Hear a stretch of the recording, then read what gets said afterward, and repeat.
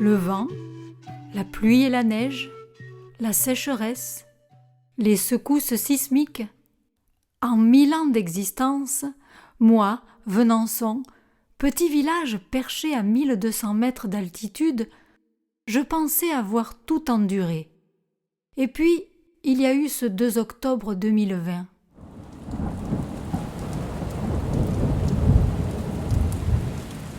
Je pense qu'on ne réalise pas ce qui se passe. On n'y croyait pas. Ça fait du monde. Et puis alors cette rivière, on aurait dit un monstre. Hein.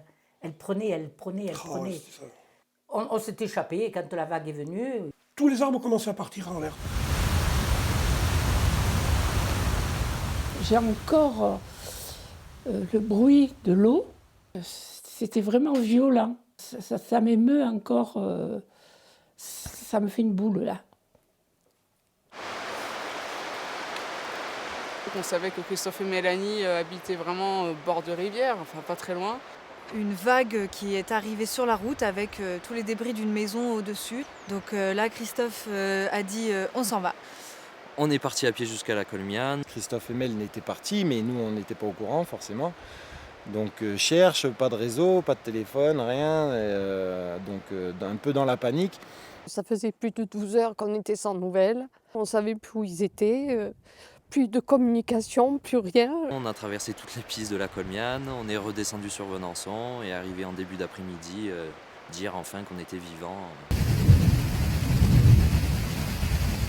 Quand je me suis pointé l'après-midi, en début d'après-midi au pont du Renard, c'est là qu'on avait arrivé une vague marron, une loupe de terre qui avait dû partir vers la Maire. Et on avait peur. Et quand on est sorti à la vacherie, on s'est aperçu que c'était grave.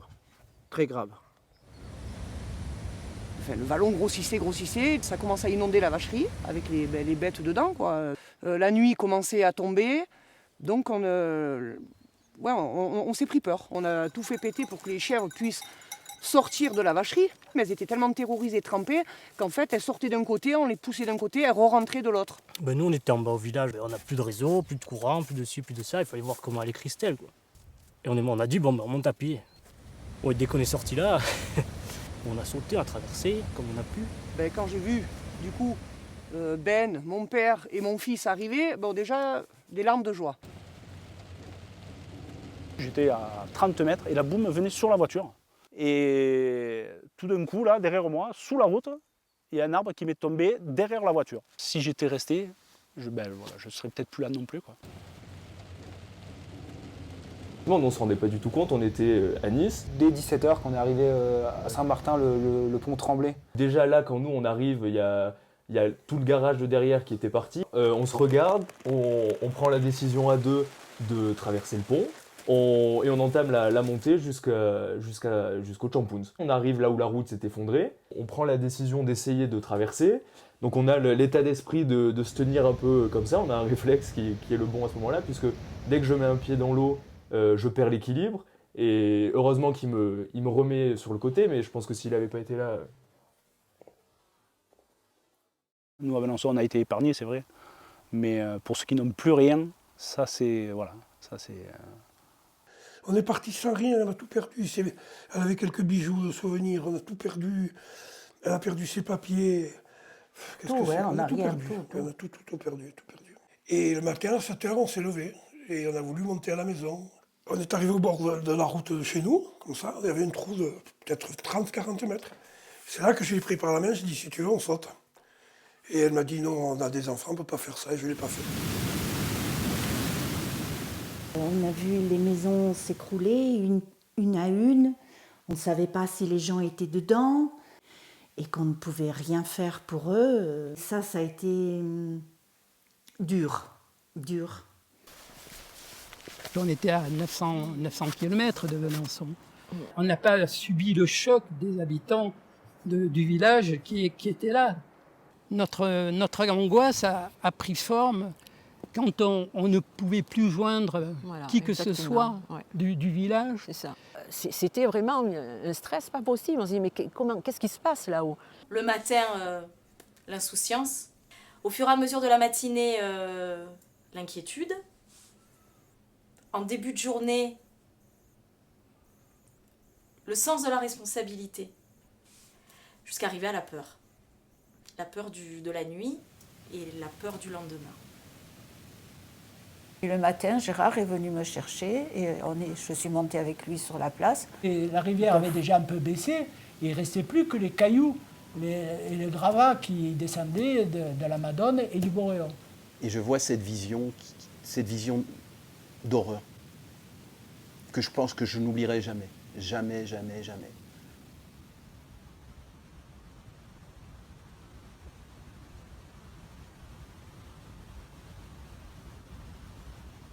On était à la fois sidérés et en même temps, on se disait on est là, quoi, on est vivant. Moi, je reconnais et je dis que Venançon, par rapport à Saint-Martin, on a été protégés, quoi. Hein. On n'a pas eu une grosse catastrophe comme à Saint-Martin.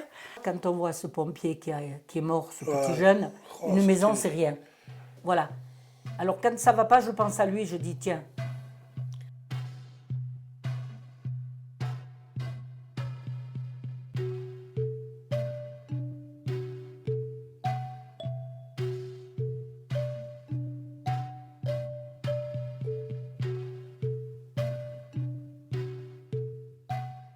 L'humain.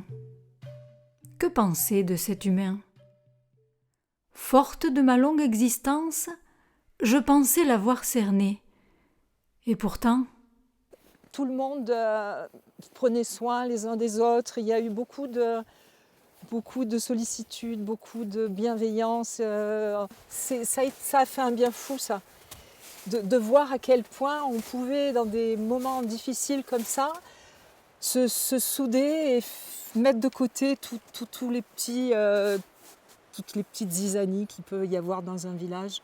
Il y avait un élan que vraiment que c'était surprenant.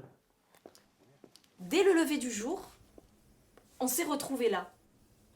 Et naturellement, on s'est mis en mode d'organisation. On a recensé la population, on a fait des équipes, on a noté, et on va dire qu'en fin de matinée, on savait combien on était, qui était là, qui n'était pas là. Quand on a vu l'état de la vallée, c'était une nécessité de s'organiser en autonomie. Donc évacuer d'abord les gens qui avaient besoin de soins, ensuite évacuer les gens qui avaient des maisons sur Nice et des logements pour essayer d'être un minimum vu qu'on était coupé de tout. C'était quand même utile qu'il y ait toujours quelqu'un présent à la mairie qui prenne toutes les informations, communications difficiles. Chacun a trouvé sa place et on a travaillé en équipe. Et tout ce qui nous a animés dans cette équipe, c'est de refaire le lien avec tout le monde. Voilà, c'est ça qui est extraordinaire. C'est être ensemble et faire face ensemble.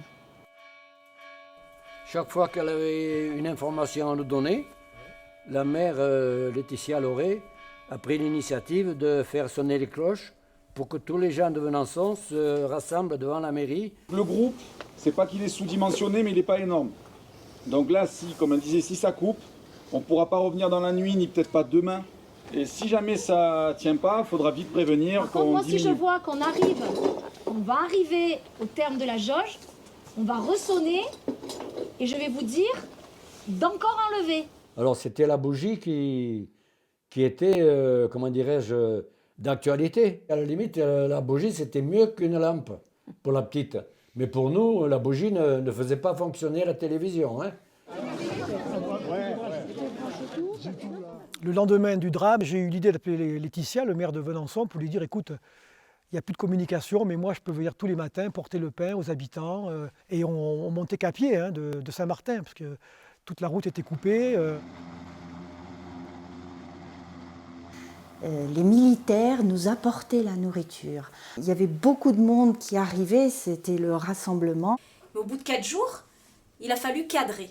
Les gens y viennent, il y avait la pandémie quand même aussi, il y avait un respect. Donc ils étaient tous les uns sur les autres. La sécurité civile est arrivée une fois en disant il faut rassembler le village, de leur demander qu'ils nous laissent travailler, parce que pour l'héliportage des groupes électrogènes, ce n'est pas possible, on ne peut pas. Les gens ils vont au milieu, ils touchent, ils font des bêtises, ils se mettent en danger. Donc effectivement, on a fait appel à la gendarmerie qui était là sur place, parce qu'eux, ils sont formés pour tout ça. Nous, non. Dans des moments comme ça, l'humain, eh ben, on n'arrive pas des fois à le saisir. Dans les paquets, dans les cartons qu'on a eus, on a trouvé des petits messages des gens qui préparaient en bas à la métropole. Et c'était formidable, ça nous aidait beaucoup à tenir et à se concentrer sur ce qu'on avait à faire. Et on tenait l'épicerie et on essayait de remonter le moral, on essayait d'apporter un peu de chaleur et de rassurer. On allait chercher au parking la nourriture, les packs d'eau aussi parce qu'on n'avait plus d'eau. L'eau, c'est la première nécessité. C'est étonnant face à l'énergie, mais c'est vraiment l'eau que les gens ils attendaient. Ouais, on a fait un barrage pour envoyer toute l'eau qui arrivait du pré dans le tuyau d'arrosage du village en fait. On a même fait rentrer Marius dans le tuyau pour qu'il puisse sortir tout le déblai qui était enseveli, enfin qui était compact dans le tuyau, quoi. Une fois que le praé était à peu près correct, qu'on a pu envoyer l'eau dans le tuyau qu'on venait d'installer tous, on a fait toute la route à peu près à pied jusque sur la place du village. Et sur la place, on criait, quoi. On était content de se dire on a l'eau au village, quoi. C'était une résurrection du village. Naturellement, nous avons eu l'idée d'aider ceux qui avaient tout perdu. Et puis on a pensé de suite à Marc, qui nous avait tellement, c'est un ami qui ça avait tellement choqué nos consciences, on s'est dit il faut qu'on fasse quelque chose pour lui. On avait ce hangar qui ne servait à rien pour l'instant. On s'est dit on va lui mettre à disposition gratuitement.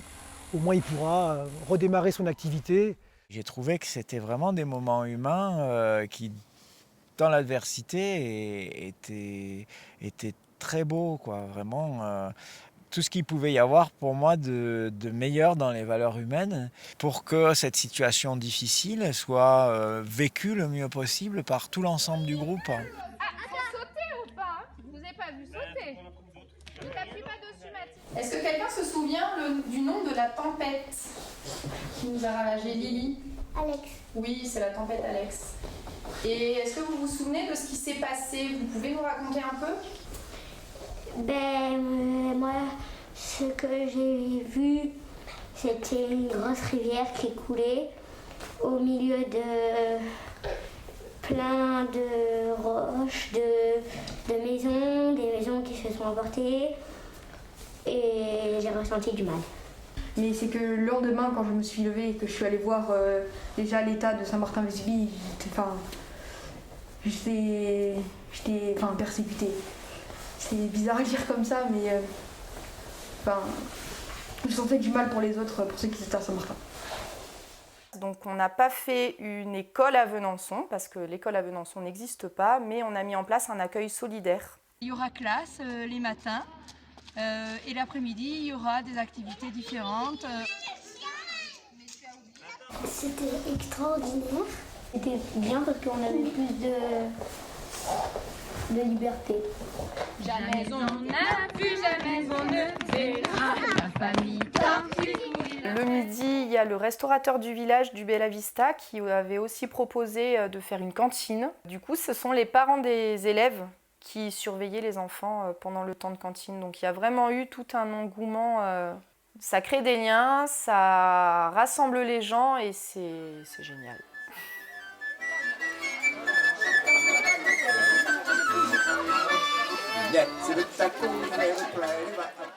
En fait, l'idée d'un marché en général nous est apparue assez rapidement. Pourquoi pas marché de Noël? Et là, c'est important aussi pour nous de le dire qu'on a été bien épaulés par Mélanie Cassard et Virginie Tollardo. Elles avaient les contacts avec tous les agriculteurs qui, en plus, avaient souffert de la tempête Alex. Donc, ce marché de Noël devenait un marché de Noël solidaire. Les commerçants qui sont venus ce jour-là, c'était leur choix d'être ici, pour être avec nous, et merci à eux, merci. En fin de compte, pour moi, le marché de Noël, c'est un symbole de la résilience du village.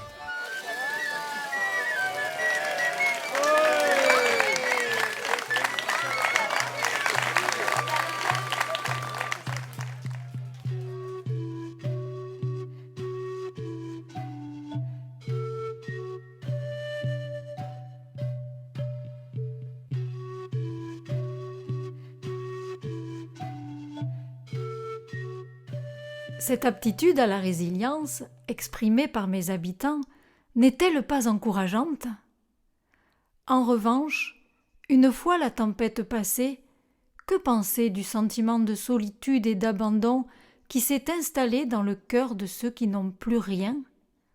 Et quel regard porter sur l'avenir? À 74 ans, on n'a plus d'avenir. On a été voir les psys, sur la place, ils nous ont convoqués. Bon, ils m'ont dit, vous avez toujours tiré tout le monde dans la famille et continuez, oui. Mais il y a des jours, c'est plus dur.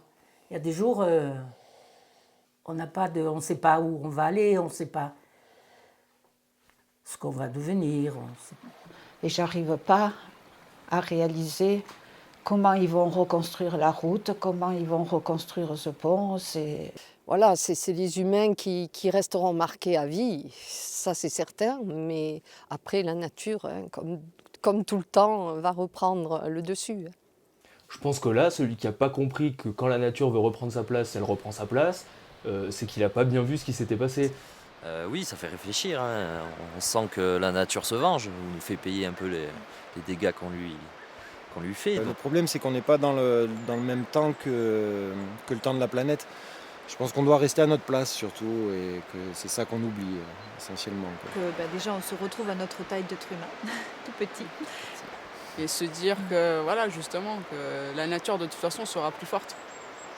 Juste essayer de faire en sorte de vivre avec et pas contre. Pas contre, voilà. Ouais.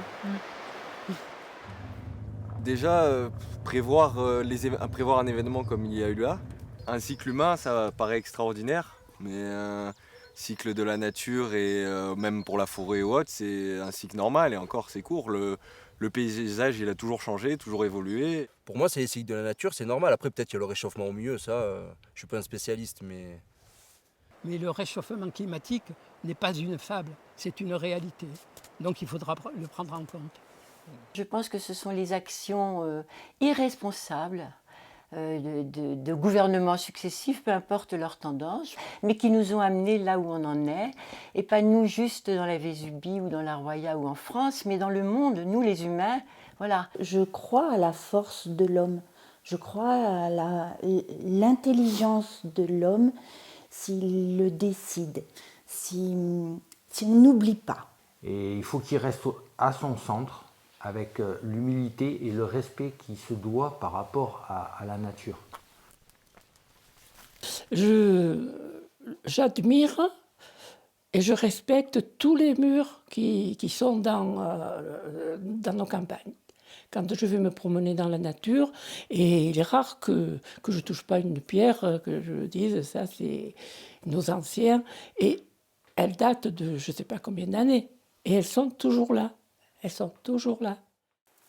Il faudra repenser l'histoire, peut-être que penser aux gens vraiment qui habitent et essayer de recréer quelque chose pour eux, quoi, pour ceux qui ont envie de revenir à Saint-Martin ou d'y rester pour ceux qui ne sont pas partis. Quand on voit le travail déployé de tous ces gens qui ont mis tout en œuvre pour redonner un peu vie à cet endroit, on se dit que c'est possible, quoi. Et c'est même plutôt dans la façon de vivre plus que de construire que moi je vois l'avenir et ne pas foncer la tête la première en se disant on est des humains, on est invincible. Je crois beaucoup en ce qui va se passer dans les mois et les années à venir. Je pense que ce qui a été fait en termes de logistique humaine aujourd'hui, c'est absolument extraordinaire. Il faudra énormément de temps pour qu'on puisse revoir de la végétation là où la rivière a tout emporté. Avec mes collègues, on a réfléchi à ce qu'on pouvait faire en lien avec la tempête, parce que ça a quand même beaucoup affecté nos élèves. Il faut qu'ils apprennent à se reconnecter avec cette nature et puis comprendre que la nature, elle reprendra ses droits quoi qu'il arrive et il faut la respecter. Je pense que oui, la vallée va repartir et d'une autre façon, bien entendu. Ça ne sera plus la même vallée qu'on connaît, mais elle sera certainement encore plus belle une fois qu'elle sera refaite.